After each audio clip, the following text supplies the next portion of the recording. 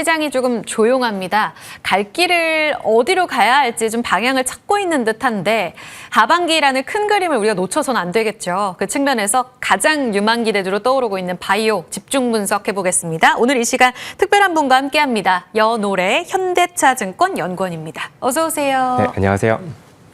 성함이 참 예쁘시네요. 아, 감사합니다.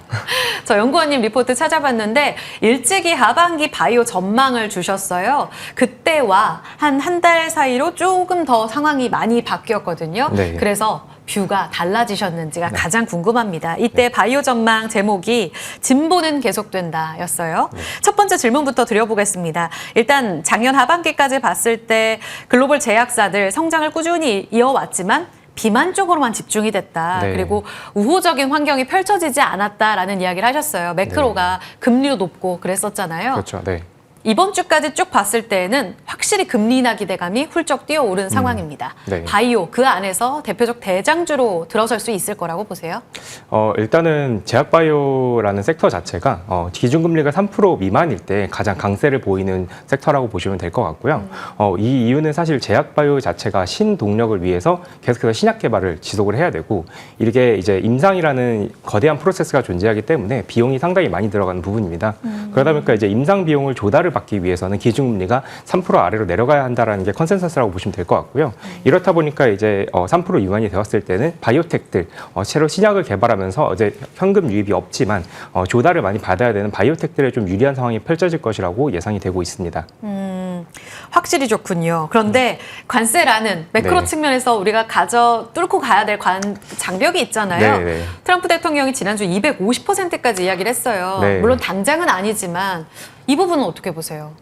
사실 이제 250% 관세다라고 하는 건 공식적인 발표는 아니고 이제 트럼프 대통령이 이제 트위터를 통해서 발표한 내용이고요.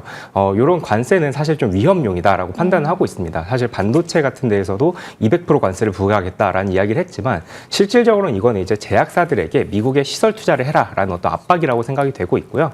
다만 이제 국가별 이제 품목 관세를 제외한 국가별 기준 관세 자체는 좀 변동이 될 우려가 있고 이에 따라서 국내에 이제 해외 수출이 많이 이제 잡히고 있는 기업들 같은 경우에는 해외 공장이나 설비 투자에 대한 우려를 좀 가지고 있어야 된다고 보고 있습니다. 그래서 현재로서는 아직 정확한 안들이 다들 나오지 않았는데 이 이유는 아직 관세들이 명확하게 나오지 않았기 때문에 보시면 될 것 같고요. 네. 셀트리온이라는 기업 같은 경우에는 이제 우선 협상 대상으로 지정이 되면서 미국에 있는 공장에 대한 인수 가능성을 검토하고 있다라고 이야기는 나오고 있는 상황입니다. 그게 12112 공장이죠? 라고 이제 추정을 하고 있죠. 추정, 네. 아직 이제 확정된 안은 아니고요. 이제 대부분 추정하고 있는 내용이라고 보시면 될 것 같습니다. 지금 공장 실사 중이고 10월에 본계약이 있을 예정이다. 이렇게만 네. 추정이 되고 네, 있는데 맞습니다. 그러면 제조업 리쇼어링 이게 핵심이잖아요. 네, 맞습니다. 우리 공장, 그러니까 미국에 와서 네. 이제 의약품을 만들어라는 네. 건데 그 측면에서 봤을 땐 셀트리온이 대표적인 네. 가장 수혜주로 보면 되는 것인지 지금 네. 삼성바이오도 같은 거론이 되고 있는 상황인가요? 지금 현재 삼성바이오로직스 같은 경우에는 사실 이제 인적 분할이 걸려 있기 때문에 당장에 어떤 투자 발표안을 나오긴 조금 어렵고요.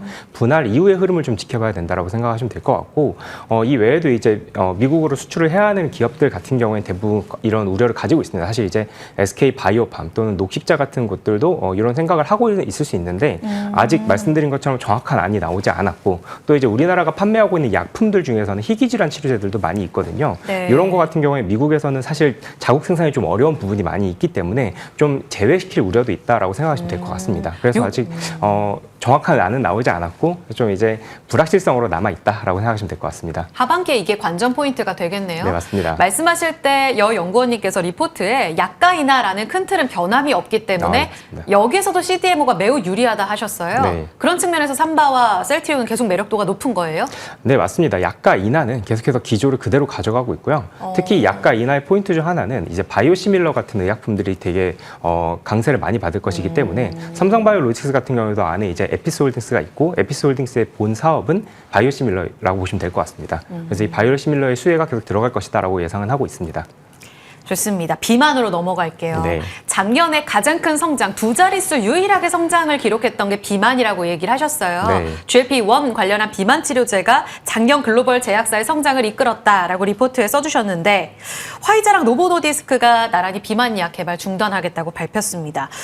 국내 관련 종목들의 어떤 여파가 있을 것인가 이 부분에 대해서는 시사점이 뭘까요?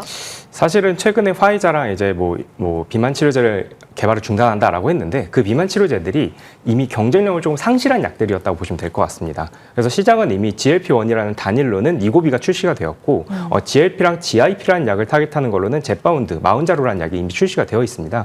그리고 최근에 이제 위고비의 점유율이 50% 밑으로 내려가기 시작하면서 이중 작용제의 효과가 더 좋다라는 게 알려져 있고요.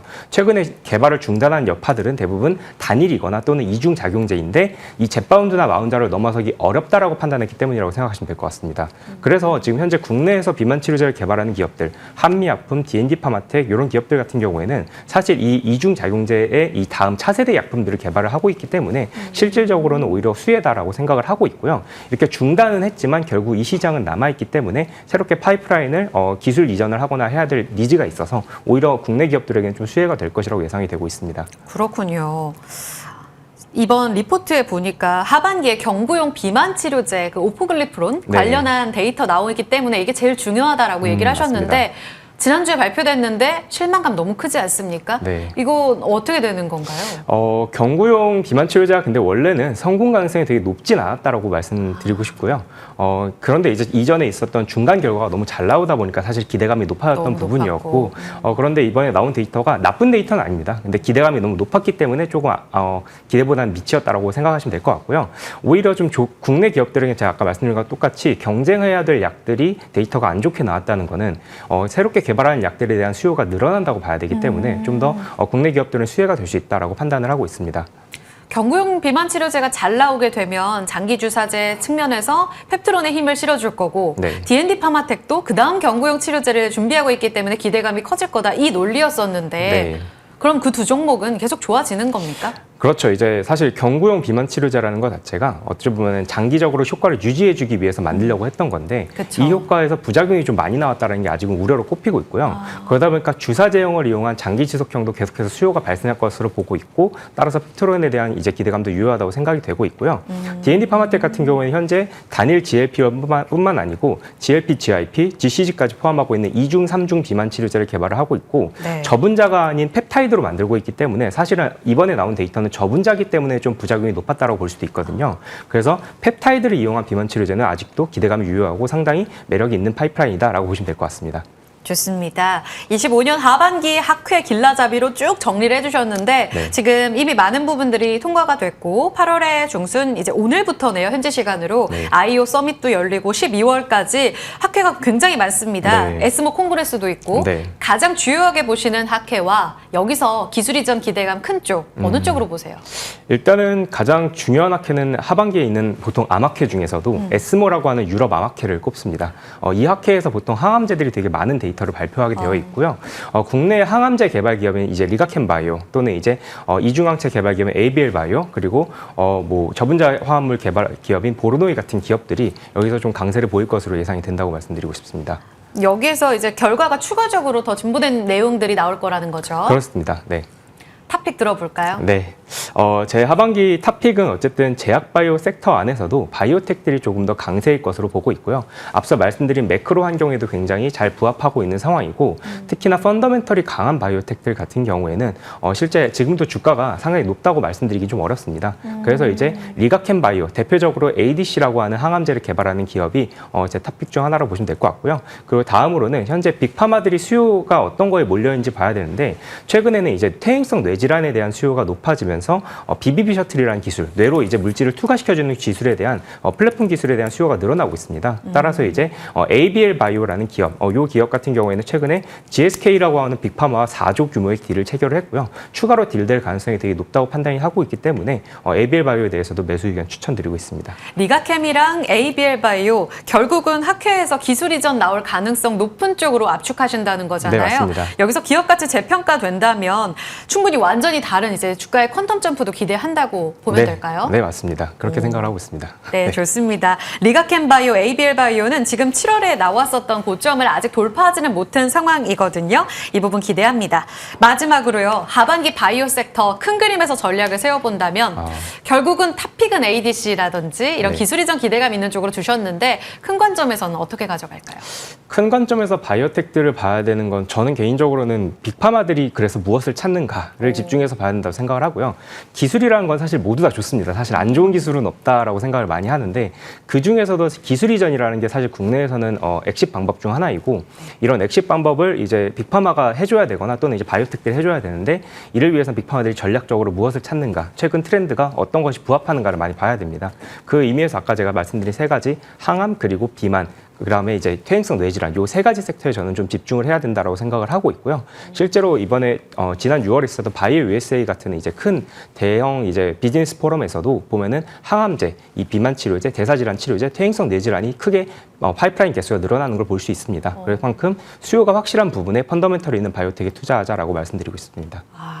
데이터가 좀 탄탄한 쪽으로 명확하게 좁혀가자라는 의견 주셨습니다. 빅파마들이 무엇을 찾는가에 힌트가 될 것이다 라고 의견을 주셨거든요. 오늘 들어본 탑픽까지 의견 압축해서 하반기 내내 힌트로 삼아보도록 하겠습니다. 바이오 종목들이 이제 콧노래를 부를 수 있는 시기가 도래한 것 같네요. 연울에 현대차증권 연구원과 함께 했고요. 지금 바이오 종목들이 다 같이 좋진 않습니다만 전체적으로 큰 그림 그려가시는데 도움 받으셨길 바랍니다. 지수는 여전히 엇갈려 있고요. 코스닥만 양전한 상황입니다. 남은 시간도 성공 투자 이어가시죠. 여기서 인사드리겠습니다. 고맙습니다.